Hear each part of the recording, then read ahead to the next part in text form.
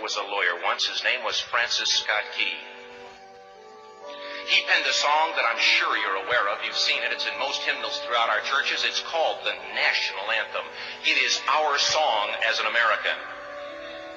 We go, however, to a ball game. We stand in our church services and we sing the words of that song, and they float over our minds and our lips, and we don't even realize what we're singing. Most of us have memorized it as a child, but we've never really thought about what it means. Let me tell you a story.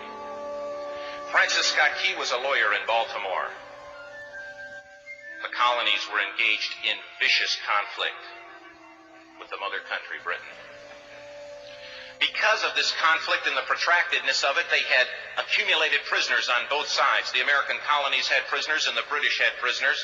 And the American government initiated a move. They went to the British and they said, let us negotiate for the release of these prisoners. They said, we want to send a man out to discuss this with you. They were holding the American prisoners in boats about 1,000 yards offshore. And they said, we want to send a man by the name of Francis Scott Key. He will come out and negotiate to see if we can make a mutual exchange. On the appointed day in a rowboat, he went out to this boat and he negotiated with the British officials. And they reached a conclusion that men could be exchanged on a one-for-one basis. Francis Scott Key, jubilant with the fact that he'd been successful, went down below in the boats, and what he found was a cargo hold full of humanity, men. And he said, men, I've got news for you tonight. You're free. He said, tonight I have negotiated successfully your return to the colonies. He said, you'll be taken out of this boat, out of this filth, out of your chains. As he went back up on board to arrange for their passage to the shore, the admiral came and he said, we have a slight problem. He said, we will still honor our commitment to release these men, but it'll be merely academic after tonight. It won't matter. And Francis Scott Key said, what do you mean? He said, well, Mr. Key, he said, tonight we have laid an ultimatum upon the colonies. Your people will either capitulate and lay down the colors of that flag that you think so much of, or you see that fort right over there, Fort Henry? He said, we're going to remove it from the face of the earth. He said, how are you going to do that? He said, if you will, scan the horizon of the sea. And as he looked, he could see hundreds of little dots. And he said, that's the entire British war fleet.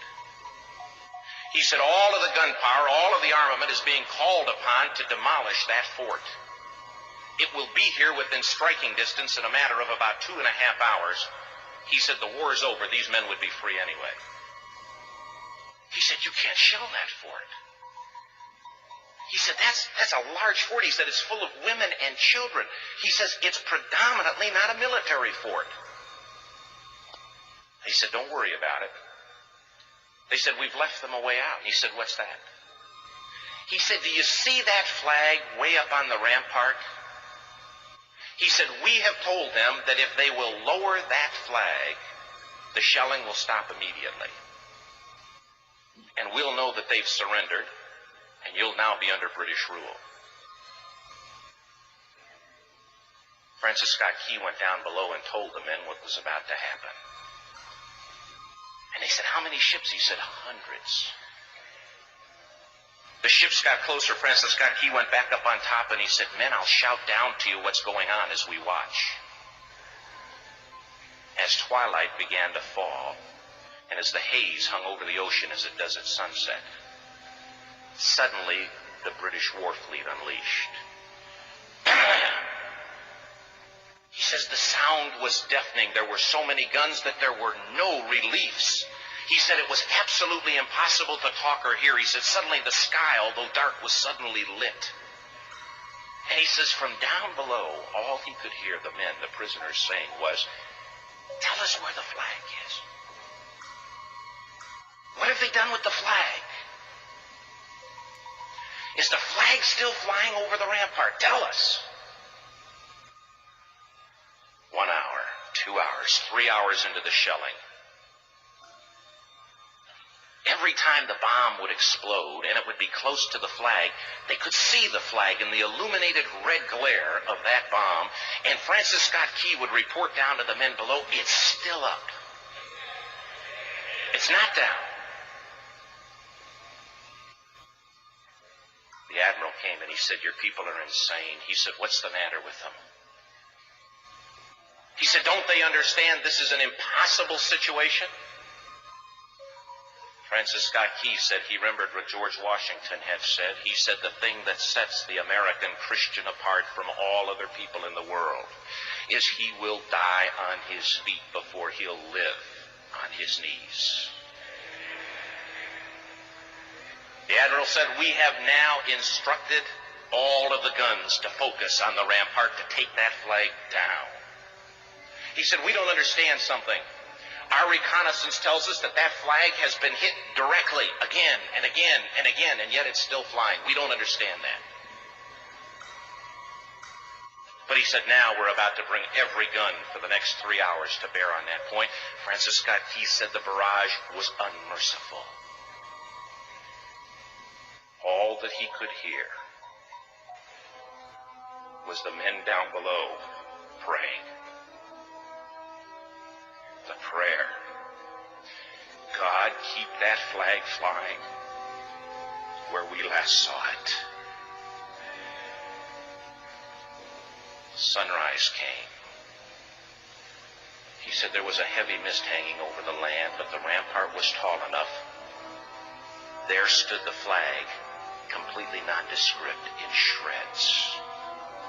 The flagpole itself was at a crazy angle, but the flag was still at the top. Francis Scott Key went aboard and immediately went into Fort Henry to see what had happened. And what he'd found had happened was that that flagpole and that flag had suffered repetitious direct hits. And when it had fallen, but men, fathers, who knew what it meant for that flag to be on the ground, although knowing that all of the British guns were trained on it, walked over and held it up humanly until they died. Their bodies were removed and others took their place.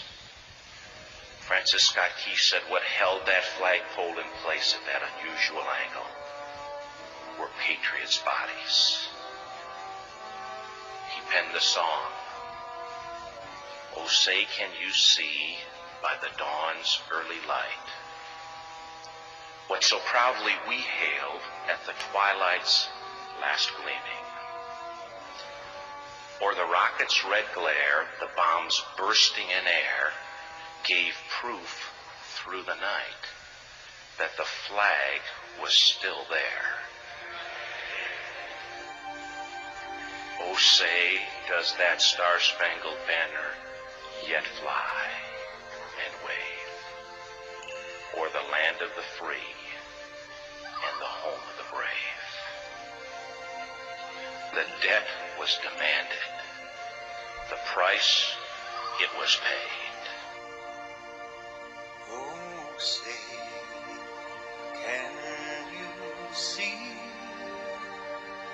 by the dawn's early light what so proudly we hailed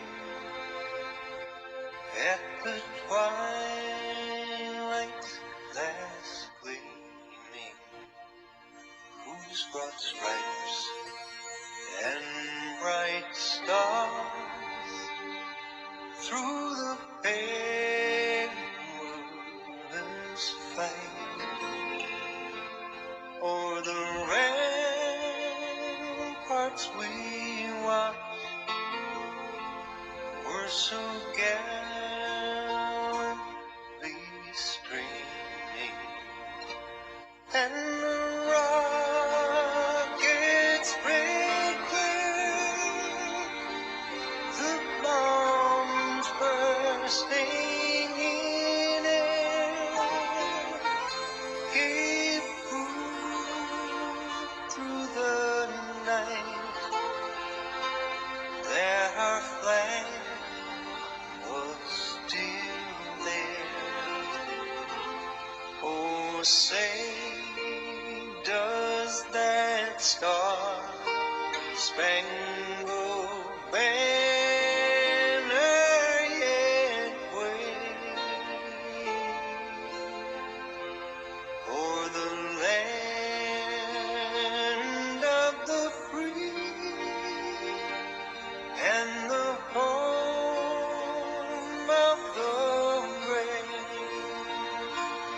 Oh, say, does that star-spangled banner yet wave